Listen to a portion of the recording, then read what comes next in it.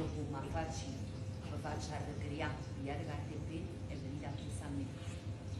Olio in padella e cipollina. Poi ci buttate un po' di pomarelle,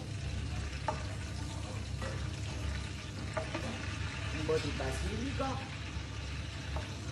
e facciamo soffriggere qualche minuto. Io ci metto anche qualche pezzettino di prosciutto crudo o a pancetta, quello che tenete, se ce lo volete mettere, se no non ci mettete niente.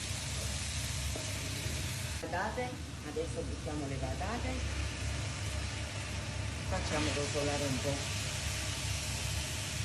Adesso allunghiamo un po' d'acqua e facciamo cuocere finché le patate non saranno belle morbide. Siamo pronti? Guardate il patano che ho fatto linda, guardate qua. Una crema, la crema patana, guardate. Le puzzatelle di formaggio io le metto insieme alla pasta.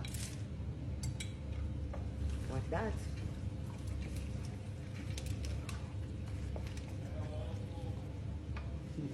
Ditemi con piatticine, ragazzi, quando la pasta è quasi pronta io aggiungo un pizzichino di sale. Grazie a cottura della pasta ultimata ci mettete la provola e poi faccio più bello, misca Francesca, morite. Sempre a cottura ultimata, una bella fruna di vasenicola. Ci lo mettete, ci saporite poi pecorino e parmigiano miscato, abbondante, e un pepe, una da mangiare.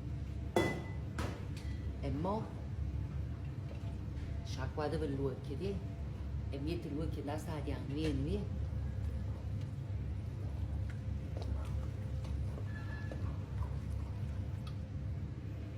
Pasta e patane, crema e patane, guardate qua, guardate.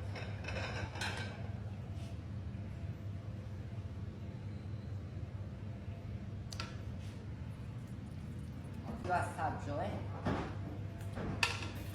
è venuta questa pasta e patane.